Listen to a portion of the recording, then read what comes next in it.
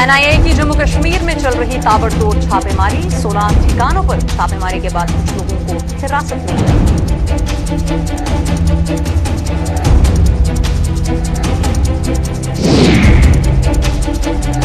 मेंढर में महासभा का गुस्सा 7वें आसमान पर, गुस्साए सदस्यों ने यात्री भवन का नींव पत्थर तोड़ा। फारूक अब्दुल्ला ने रखा था फाउंडेशन स्टोन।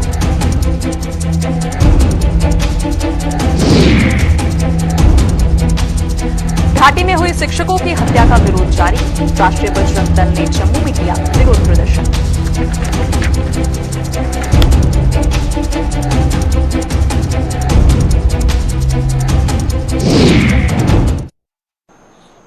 नमस्कार, बुलेटिन में आप सभी का स्वागत है। मैं हूं आपके साथ प्रियंका चौधरी। पेश हैं अब तक के समाचार।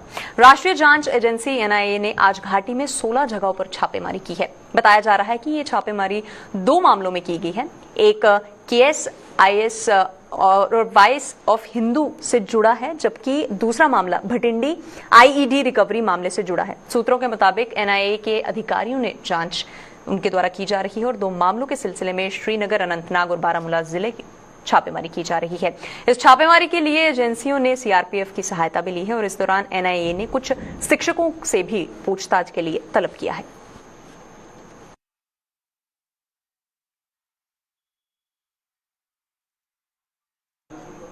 और वहीं पर मेंढर में हिंदू महासभा मेंढर ने पूर्व मुख्यमंत्री डॉक्टर फारूक अब्दुल्ला द्वारा हनुमान मंदिर में 15 जून 2013 को यात्री भवन के निर्माण कार्य का फाउंडेशन स्टोन को तोड़ दिया है। गुस्साए हिंदू महासभा के सदस्यों ने डॉक्टर फारूक अब्दुल्ला पर वादा खिलाफी का आरोप लगाते हुए कहा है कि वर्ष 2013 में जब वो केंद्रीय मंत्री थे तब उन्होंने हनुमान मंदिर में यात्री भवन का निर्माण करने का वादा किया था और इस काम का शिलान्यास भी किया गया था, लेकिन 8 वर्ष बीत जाने के बाद भी यात्री भवन का निर्माण कार्य शुरू नहीं हुआ है, जिसके चलते मंदिर परिसर में रखी आधारशिला को तोड़कर फेंक दिया गया है।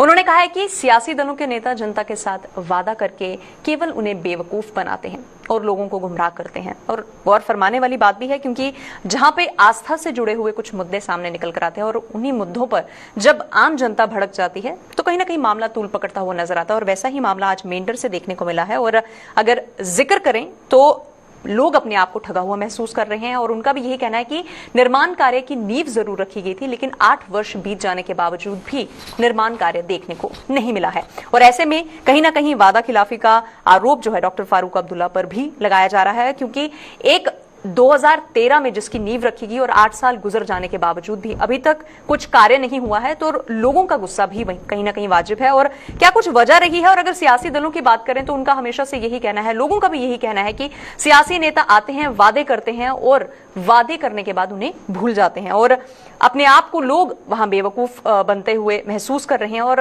आज इस शिलान्यास की गई पत्थर को लोगों द्वारा तोड़ दिया गया है और उनका भी यही कहना है कि आज हमें मजबूरन ये कार्य करना पड़ रहा है और इसके लिए कहीं ना कहीं सरकार जिम्मेवार है और सरकार के प्रति लोगों का गुस्सा आज देखने को मिला है।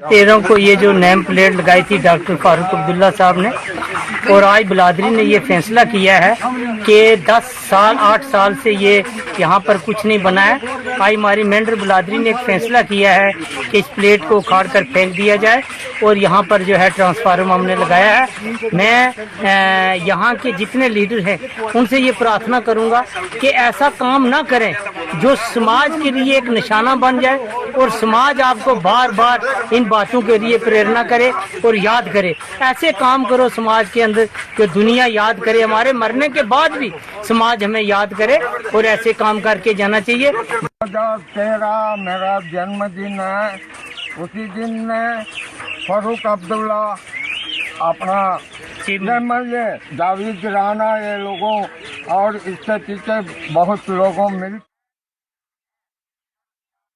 बिल्कुल लोगों की आस्था जहां पर जुटी है और वहीं पर उससे संबंधित ज्यादा बातचीत के लिए सीधे रुख करेंगे हमारे संवाददाता जमशीद मलिक के पास। जमशीद, आपसे मेरा सवाल यही रहेगा, लोग अपने आप को ठगा हुआ महसूस कर रहे हैं और कह रहे हैं कि डॉक्टर फारूक अब्दुल्ला पर वादा खिलाफी का जो एक आरोप है वो लगता हुआ नजर आ रहा है, और ऐसे में लोगों की क्या प्रतिक्रियाएं और निकलकर सामने आ रही है, जरा बताइए हमें। उनका बिल्कुल लोगों में काफी गुस्सा देखने को मिला। उसकी बड़ी वजह यह है कि 2013 यानी 8 साल कंप्लीट हो चुके हैं और उसके बाद आज तक इसका काम शुरू नहीं किया गया, क्योंकि मेंढर का एक ऐसा इलाका है जहां हनुमान मंदिर के पास एक यात्री भवन बनाया जाना था, जिसका स्टोन लगाने के बाद आज तक उसका दोबारा काम शुरू नहीं किया गया। इन लोगों की तरफ से कहा गया कि बार बार रिक्वेस्ट भी की गई, हर जो भी लोग आए उनसे बात भी की गई, उसके बावजूद भी इसका काम शुरू नहीं हुआ। उसके बाद आज इन्होंने एक मीटिंग की और मीटिंग के बाद इन्होंने ये फैसला लिया कि इसका जो स्टोन लगाया गया था उसको तोड़ के फेंक दिया गया है, क्योंकि लोगों की तरफ से कहा जा रहा है सिर्फ स्टोन लगाए जाते हैं, उसके आगे काम नहीं किया जाता। खास करके अगर हम इस इलाके की बात करें जहां हनुमान मंदिर मेंढर में यहाँ है, यहाँ लोगों की काफी आस्था जुड़ी हुई है और बड़ी संख्या में लोग यहाँ पहुंचते भी हैं और यात्री निवास न होने के कारण भी लोगों को काफी दिक्कतों का सामना करना पड़ता था, जिसके चलते इन लोगों की तरफ से बार बार ये अपील की जाती थी। और उस वक्त 2013 में इन लोगों के साथ जो वादा किया गया और उस वक्त स्टोन लगा के बड़े बड़े वादे इनके साथ जरूर किए गए, मगर आज ये हालत है कि उन लोगों को ये स्टोन उखाड़ के फेंकना पड़ा, क्योंकि उनके साथ जो वादा किया गया था उसके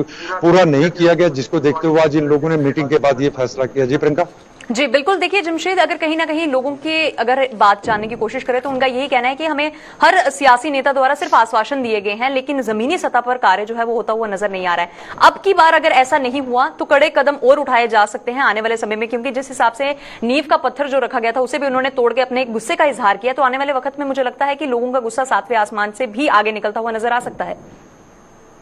बिल्कुल प्रियंका, लोगों की जहां तक बात करें इनमें काफी गुस्सा पाया जा रहा है, क्योंकि जिस तरह मैं बता रहा हूं कि एक स्टोन प्लेट लगा दी गई, उसमें नाम चिपका दिया गया, उस वक्त हाथ डाल लिए गए और लोगों के साथ जो वादे किए गए वो वहीं तक महदूद रह गए, सिर्फ स्टोन तक ही।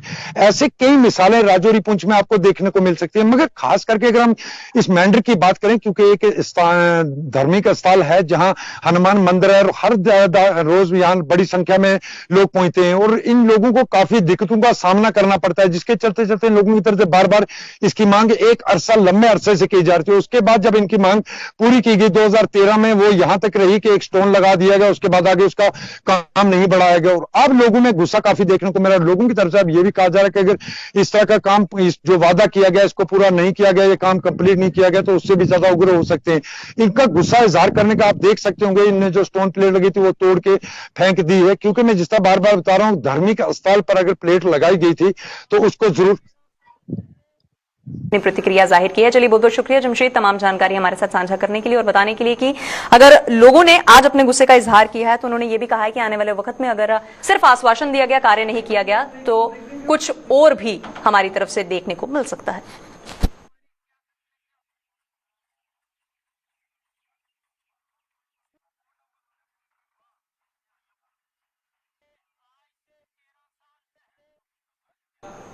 चलिए इसी के साथ आगे बढ़ जाते हैं और एक और बड़ी खबर से आपको रूबरू करवा दें, क्योंकि अगर नेशनल कॉन्फ्रेंस की बात करें तो एक बड़ा झटका जो है वो पार्टी को लगा है, क्योंकि देवेंद्र सिंह राणा और सुरजीत सिंह सलाथिया दोनों ने पार्टी छोड़ दी है और कल ऐसा सुनने में आ रहा है कि भारतीय जनता पार्टी का वो दामन थाम सकते हैं। जम्मू से अध्यक्ष समेत भाजपा के 5 बड़े नेता दिल्ली के लिए तलब किए हैं और कहीं ना कहीं अगर नेशनल कॉन्फ्रेंस की बात करें तो आए दिन पार्टी में गहमा गहमी देखने को मिल रही थी और आज कहीं ना कहीं एक बड़ा झटका जो है वो पार्टी को जरूर लगा है, क्योंकि पार्टी के दोनों दिग्गज नेता, अगर हम देवेंद्र सिंह राणा की बात करें तो पार्टी में उनके टेन्योर को लेकर भी एक अच्छा खासी उनकी पहल रही है और सुरजीत सिंह सलाथिया द्वारा भी अपनी पार्टी के लिए कितने कार्य किए गए हैं, क्या कुछ किया गया है, उस सब से भी सब जनता जो है वो वाकिफ है। और आज इन दोनों दिग्गज नेताओं द्वारा जब पार्टी को छोड़ दिया गया है तो कहीं ना कहीं ये जो इतने दिनों से सियासत गरमाई गई थी, आज उसी पर ज्यादा जो एक देखने को झटका मिला है वो नेशनल कॉन्फ्रेंस को यही मिला है कि इन दोनों दिग्गज नेताओं ने पार्टी का दामन छोड़ दिया है। ज्यादा बातचीत के लिए सीधे रुक करेंगे हमारे ब्यूरो चीफ विनोद कुमार जी के पास। विनोद जी, मैं आपसे जानना चाहूंगी, नेशनल कॉन्फ्रेंस को अभी तक के लिए और कुछ ही देर पहले ये जो झटका लगा है, देखिए अगर बाकी पार्टी के कार्यकर्ताओं की बात करें तो कहीं ना कहीं उनके मनोबल को भी ठेस पहुंची है, क्योंकि पार्टी के 2 दिग्गज बड़े नेता जिनका टेन्योर नेशनल कॉन्फ्रेंस में अगर हम जिक्र करने जाएं तो शब्द कम पड़ेंगे और आज उनके द्वारा पार्टी को छोड़ देना, अगर पार्टी के बाकी कार्यकर्ताओं की या बाकी नेताओं की बात करें तो उनके मनोबल को कहीं ना कहीं ठेस पहुंची है। इस पर क्या विचार विमर्श कहेंगे आप? बिल्कुल आपने ठीक कहा कि जिस तरीके से देवेंद्र सिंह राणा और सुरजीत सिंह सलाथिया ने अपने पदों से इस्तीफा दिया है और ये वाकई में नेशनल कॉन्फ्रेंस जम्मू प्रोविंस के लिए एक बड़ा झटका है और ये दोनों ही नेता एक कद्दावर नेता है और उस वेव में ये जीते हैं। लास्ट टाइम जब मोदी वेव थी उसमें ये सुरजीत सिंह सलाथिया क्षमा कीजिए देवेंद्र सिंह राणा नगरोटा से जीते थे और सुरजीत सिंह सलाथिया पहले फॉर्मर मिनिस्टर रह चुके हैं। दोनों की ही डॉक्टर फारूक अब्दुल्ला या अब्दुल्ला खानदान के साथ बहुत गहरे नजदीकी संबंध थे। उनका छोड़ के जाना वाकई में कहीं ना कहीं एक बड़ा झटका जो है ये नेशनल कॉन्फ्रेंस को लगा है। हालांकि नेशनल कॉन्फ्रेंस की तरफ से इसकी पुष्टि नहीं किया गया कि उनका रेजिग्नेशन आया है, लेकिन जराया बताते हैं कि उन्होंने पार्टी को छोड़ा है। दूसरी बड़ी बात यह है कि भारतीय जनता पार्टी के बड़े नेताओं को दिल्ली तलब किया गया है और आज ही तलब किया गया है, जिसमें जी है ये बीजेपी का दामन थाम सकते हैं। और आज ही के आज अगर देखा जाए तो सोशल मीडिया पर जिस तरीके से खबर वायरल होती हुई नजर आ रही है और ऐसे में जहां हम लोगों की प्रतिक्रियाएं जानने की बात कर रहे हैं और कहीं ना कहीं विनोद जी अगर देखा जाए तो सब चाहते हैं कि उनकी पार्टी उभर कर सामने आए और यही वो मौका था जब पार्टी को मजबूत हाथों की जरूरत थी। और ऐसे में दिग्गज नेताओं का पार्टी को छोड़कर चले जाना पार्टी पर किस तरीके का असर जो है वो आने वाले वक्त में देखने को मिल सकता है। प्रियंका, मैं आपको ये बता दूं कि भारतीय जनता पार्टी के शीर्ष नेतृत्व या यूं कहे कि भाजपा हाईकमांड ने जम्मू कश्मीर से भाजपा के 5 बड़े नेताओं को तलब किया है, दिल्ली तलब किया है, जिसमें जुगल किशोर शर्मा जो सांसद है जम्मू पुंछ कॉन्स्टिट्यूंसी से, प्रदेश अध्यक्ष रविंद्र रैना है और साथ ही साथ आपको बताते चले कि जो एक फॉर्मर डेप्यूटी चीफ मिनिस्टर 2 रह चुके हैं निर्मल सिंह के साथ दूसरे कविंद्र गुप्ता, उनको भी तलब किया गया है। साथ तरुण चुग जो प्रभारी हैं वो भी रहेंगे। डॉक्टर जितेंद्र सिंह पीएमओ में राज्य मंत्री हैं। ऐसे सोर्सेज बता रहे भारतीय जनता पार्टी के कि कल वो पार्टी को ज्वाइन कर सकते हैं। देवेंद्र सिंह राणा और सुरजीत सिंह सलाथिया, इनको तलब करना अपने आप में इस बात का संकेत देता है कि कल इनकी ज्वाइनिंग हो सकती है। बिल्कुल, देखिए विनोद जी, कहीं ना कहीं अगर बीजेपी का जिक्र करें तो जहां एक तरफ पार्टी अपने आप को मजबूत बनाने की कोशिश कर रही थी और वहीं पर 2 दिग्गज नेताओं का दूसरी पार्टी का दामन छोड़कर उनकी पार्टी की तरफ अग्रसरता दिखाना, तो लगता है कि उनकी मानसिकता तो और मजबूत हुई है। कहीं ना कहीं एक अच्छा मैसेज जो है वो भी जाता हुआ नजर आ रहा है। देखिए प्रियंका, इन दोनों नेताओं के पास ऑप्शन कोई बच नहीं रहा था।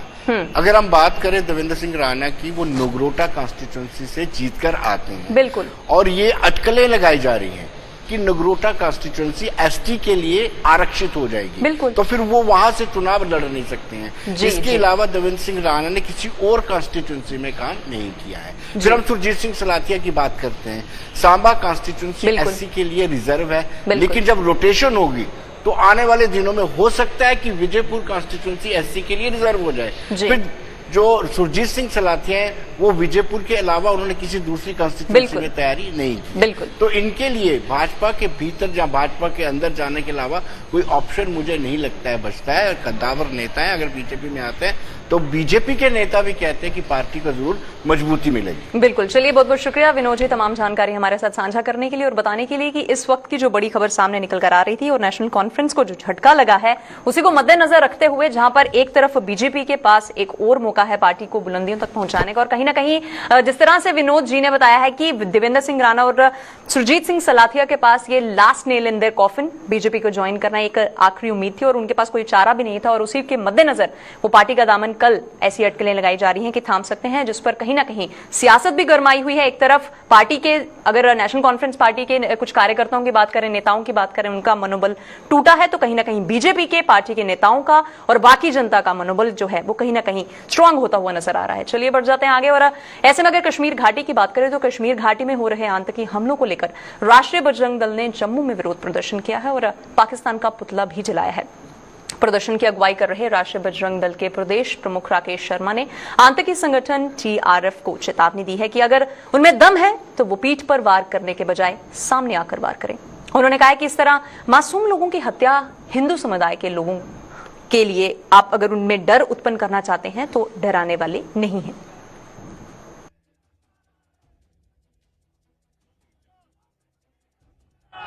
जो हमारे सेना, पैरामिलिट्री फोर्सेस और अल्पसंख्यक समुदाय को पीछे से टारगेट करके किलिंग कर रहा है, उनको चेतावनी देने के लिए आज हम आए हैं। अगर मां का दूध पिया इन टीआरएफ वालों ने तो सामने फेस टू फेस बात करें, सामने आकर लड़ें, फिर हम बताते हैं कि कौन बलवान है।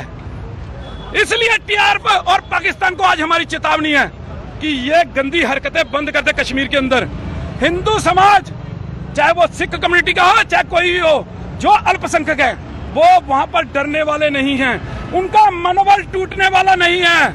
800 साल तो हमने गुलामी जो है हमने मुगलों की यहाँ पर झेली है, 200 साल अंग्रेजों की, लेकिन उनको भागना पड़ा। हिंदू कभी भागा नहीं है और हिंदू भागेगा भी नहीं। इन लोगों को यहाँ से भगाया जाएगा। अब सेना और पैरामिलिट्री फोर्सेस और पुलिस हमारी इनको मुंह तोड़ जवाब जो है वो कश्मीर के अंदर देगी। इनको गोलियां मारी जाएंगी, बीच चौक में इनको जिंदा जलाया जाएगा और इनकी हालत कुत्ते जैसी की जाएगी। ये इनको आज हमारे और वहीं पर नवरात्रों के दौरान जम्मू में मीट की दुकानें बंद करने की मांग को लेकर जम्मू में शिवसेना डोगरा फ्रंट ने प्रदर्शन किया है। इस दौरान शिवसेना डोगरा फ्रंट के प्रधान अशोक गुप्ता ने आरोप लगाया है कि जम्मू नगर निगम के आदेश के बावजूद भी नवरात्रों के दौरान शहर में मीट की दुकानें खुली हुई हैं। उन्होंने चेतावनी भी दी है कि अगर जल्द शहर में नवरात्रों के दौरान मीट की दुकानें बंद नहीं की गई तो वो जम्मू नगर निगम के कार्यालय के साथ इन दुकानों का भी घेराव करेंगे। कॉरपोरेशन और मेयर ने ये ऑर्डर निकाल दिया कि मीट की दुकानें नवरात्रों के उपलक्ष्य के अंदर बंद रहेंगी, हमेशा रहती रही हैं। लेकिन आज भी जीवल चौक के अंदर, बाकी स्थानों के ऊपर, परेड के अंदर, सब स्थानों के ऊपर मीट की दुकानें खुली हुई हैं। क्या वो होलसेल बनाने वाले या बेचने वाले? मैं चेतावनी दे रहा हूँ। ये मेरा त्यौहार है, माँ वैष्णो देवी के नवरात्रे हैं। इन दिनों के अंदर कोई ऐसी बात मैं देखने का प्रयास नहीं करना चाहता जिससे मेरी पूजा के अंदर खलल पड़े। ये मेरा संवैधानिक अधिकार है और इस अधिकार को अगर कोई तोड़ने का प्रयास करेगा तो कॉरपोरेशन का भी घेराव करूंगा। 7 अक्टूबर से शुरू हुए शारदीय नवरात्र के आज 5वें नवरात्र पर मां के पंचम स्वरूप माता स्कंद माता की पूजा अर्चना की जा रही है। मंदिरों में श्रद्धालुओं की भीड़ भी देखी जा सकती है। मां वैष्णो के दरबार में देश के कोने कोने से श्रद्धालु हाजिरी लगाने के लिए कटरा पहुंच रहे हैं और उनमें माता रानी के दर्शनों के लिए काफी उत्साह भी देखने को मिला है। वहीं पर जम्मू के बहु फोर्ट में मां बावे वाली माता के दर्शनों के लिए भी श्रद्धालुओं का आना जाना लगा रहा है, जहां पर पंडित सुरेश शास्त्री ने मां स्कंद माता की पूजा अर्चना करने के बारे में जानकारी दी है। वहीं पर माता रानी के दर्शनों के लिए पहुंच रहे श्रद्धालुओं ने मां काली से परिवार और देश के लिए सुख समृद्धि की प्रार्थना भी की है।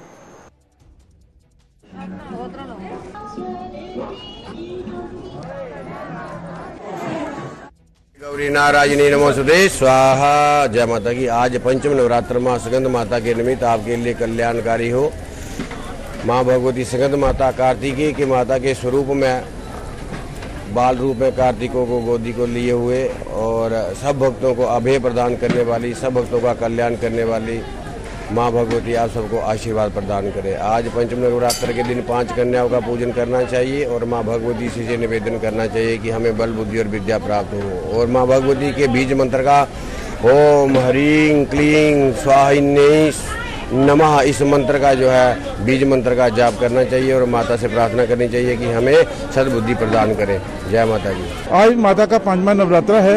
ये माता स्कंद माता का नाम से इसको बोला जाता है कि 5वां माता स्कंद माता का होता है। इस अवसर पे मैं माता स्कंद माता से यही एक प्रार्थना करूंगा कि माँ हमारे राज्य में और देश में सुख शांति और खुशहाली प्रदान करे और जिस ढंग से कश्मीर में निर्दोषों की हत्याएं हो रही हैं उसको रोके।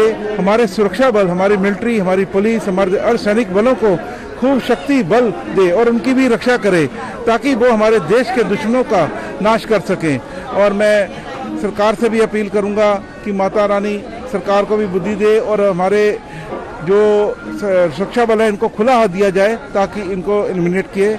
और मैं माता से आज ये भी रिक्वेस्ट करूंगा कि माँ जो आपके भक्त आपके दरबार में आ रहे हैं इनकी झोलियाँ खुशियों से भर देना, क्योंकि माँ जो भक्त आपके दरबार में आता है बड़ी आशा से आता है और माँ के दरबार से कभी खाली नहीं जाता। तो हमें बहुत ज्यादा खुशी हो रही है कि माता ने नवरात्रों में हमें यहाँ बुलाया है। ये हमारी खुशकिस्मती है कि हम यहाँ पहुँचे हैं और बहुत ही प्यारा और अच्छा लग रहा है। यहाँ का जो ये डेकोरेशन की हुई है माता के भवन में बहुत अच्छा है। और मैं सबको संदेश देना चाहूंगी कि नवरात्रों में तो यहाँ कम से कम जरूर आएं और मौका मिले तो साल में कभी भी आना चाहिए, आना जरूर चाहिए। माता की कृपा है जो हम यहाँ पहुँचे हैं और माता की कृपा से सब होता है काम, उसके बिना कुछ नहीं हो सकता। और सिक्योरिटी यहाँ देख के, टॉप नॉच सिक्योरिटी देख के बहुत अच्छा लग रहा है। सारे जगह सिक्योरिटी गार्ड, प्रॉपर चेकिंग हो रही है। सारी चीज़ें हमारे रेलवे स्टेशन से लेके हर जगह काफ़ी अच्छा प्रोविजन रहा है, बहुत अच्छा बंदोबस्त रहा है, तो काफ़ी अच्छा था। ओवरऑल बहुत अच्छा लग रहा है अभी तक एक्सपीरियंस। गेट में खड़े हैं, बहुत ही सुंदर, मतलब आप दरवाजे की तरफ देखो, कितनी सुंदर सजावट है, कितना सुंदर माता रानी के दरबार में आ रहे हैं, इतना सुंदर सजा है उनकी सच्ची दरबार, कितनी सुंदर से सजाए है माता रानी, लोगों ने इतने अच्छे से सजाया, तो काफी अच्छा लगा देख के ये सारी चीजें। ये तो मुझे, मैं अपने एक्सप्रेस नहीं कर सकता, इतनी खुशी है कि मेरा सडनली प्रोग्राम बन गया और मैं सोच भी नहीं सकता था। मैं बीकानेर राजस्थान से हूँ और इस नवरात्रे में मैं फर्स्ट टाइम आया हूँ, जबकि मुझे आते हुए कम से कम 20 साल हो गए, पर नवरात्रों में मुझे माता ने बुलाया है और 2 साल से मैं मिस कर रहा था बहुत ज़्यादा, इसलिए माता ने मुझे अचानक ही बुला लिया। आजाद किसान मजदूर पार्टी के बैनर तले आज जम्मू में गिरफ्त के मजदूरों ने प्रदर्शन किया है। प्रदर्शन कर रहे इन मजदूरों ने गिरफ्त के अधिकारियों पर उन्हें प्रताड़ित करने के साथ साथ उनकी बकाया मजदूरी न देने का भी आरोप लगाया है। डिपार्टमेंट की लेबर है सारी, तो इनके साथ बहुत ही नाइंसाफ़ी हो रही है। तो हम गवर्नमेंट ऑफ इंडिया को, लेफ्टिनेंट गवर्नर J&K ड्यूटी से जे हम अपील करते हैं कि जो इनकी जायज़ डिमांडें हैं वो पूरी की जाएं और इनको परेशान न किया जाए। जो गिरफ्त डिपार्टमेंट के कुछ ऑफिसरान हैं, जो JEC वगैरह होते हैं, वो इनको काफ़ी परेशान कर रहे हैं, हरासमेंट करते हैं इनको, और इनकी जो बकाया राशि थी वो भी नहीं देते हैं। जो ओवर टाइम लगाते हैं उसका पेमेंट नहीं करते इनको। अगर कैजुअलिटी हो जाती है, जहाँ किसी को चोट आदि लग जाती है वर्क के ऊपर काम करते हुए, तो उसका मेडिकल भी ये नहीं देते। इंश्योरेंस पॉलिसी भी है इनकी, इंश्योरेंस काटते हैं, मेडिकल काटते हैं, लेकिन इनको फैसिलिटी नहीं दी जाती है। आयुष फाउंडेशन जम्मू कश्मीर की तरफ से सुचेतगढ़ विधानसभा क्षेत्र के गांव सई में 1 दिवसीय मेडिकल कैंप का आयोजन किया गया है, जिसका उद्घाटन भाजपा के प्रदेश अध्यक्ष व पूर्व मंत्री श्यामलाल चौधरी ने किया है। इस अवसर पर डॉक्टरों की टीम ने लोगों की जांच भी की है और उन्हें मुफ्त दवाइयां भी दी हैं। इस अवसर पर पूर्व मंत्री श्यामलाल चौधरी ने स्थानीय लोगों से कोरोना महामारी से सतर्क रहने और कोरोना SOP का पालन करने का भी आह्वान किया है। इस अवसर पर सरपंच देवराज और विजय चौधरी सहित अन्य गणमान्य लोग भी मौजूद थे।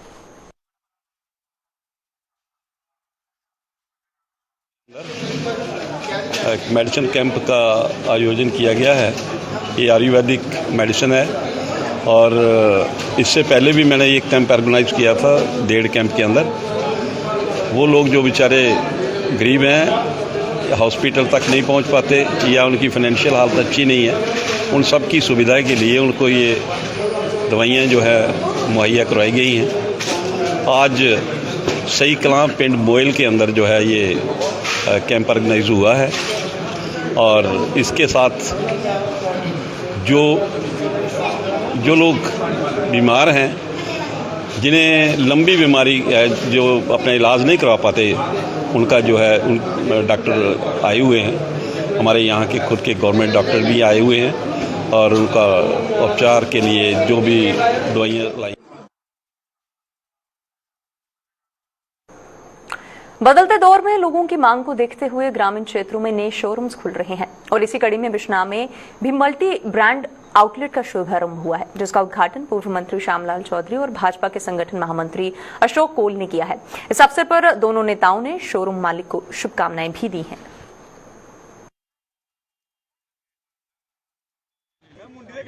आज यहाँ आउटलेट जो खुला है, इसमें नारायण जी, उनके बेटे को, इनके परिवार को बहुत बहुत मुबारक दीजिए। आउटलेट खुला जिसका हुआ है, मैं तो कहूँगा कि इस परिवार को ये काम इनका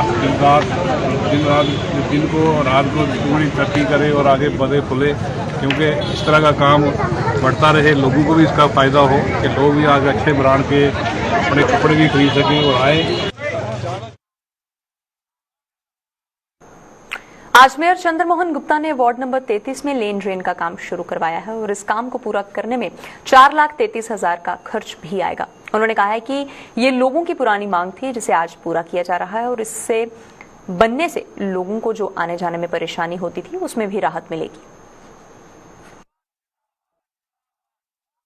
33 में ये एक ड्रेन थी हमारी पिछले 15 साल में, जब पहले भी कॉर्पोरेटर था तब फंड ही बहुत कम होते थे, 5, 6, 7 लाख पूरे साल का मिलता था। कुछ काम करवाए बहुत से रह गए थे, लेकिन ये 15 साल की ड्रेन हमसे नहीं बन पा रही थी और बड़ी मोहल्ला वासियों की जो घर साथ पड़ते हैं बड़ी परेशानी थी। बार बार हमें इस बात के लिए कहा जाता था। मैंने आज इसको जो हमें इस बार हमें सीसीडीपी में पैसा आया 4,33,000, उसमें से ये ड्रेन का काम रखा है। मुझे आशा है कि 15 दिन के अंदर अंदर ये ड्रेन बनकर तैयार हो जाएगी। जो हमारे मोहल्ला वासी हैं जिनको इस ड्रेन के कारण परेशानी थी, पानी नहीं आगे जाता था, ड्रेन चौक हो जाती थी।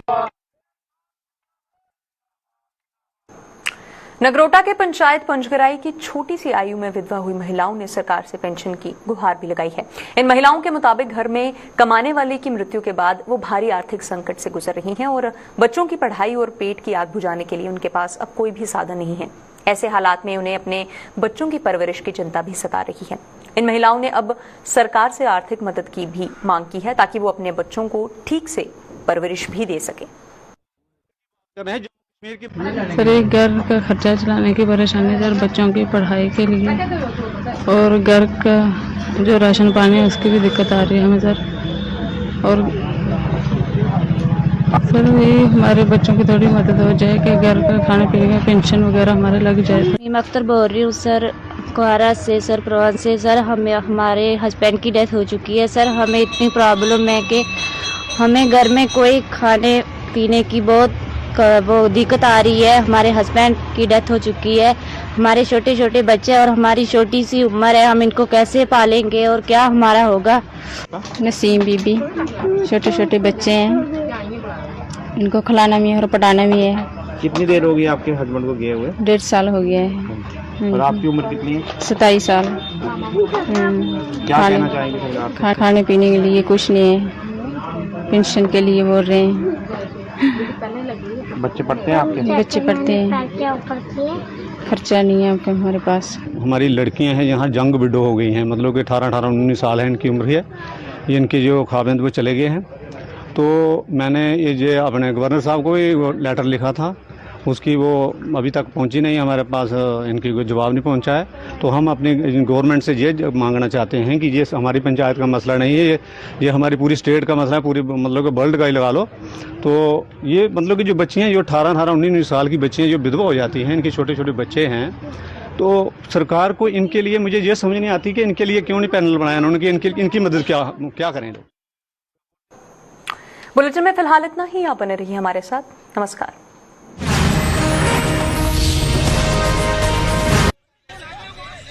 तो हरिद्वार से सीधी तस्वीरें आपको दिखा रहे हैं जन आशीर्वाद रैली की, जहां पर इस वक्त मुख्यमंत्री पहुंचे।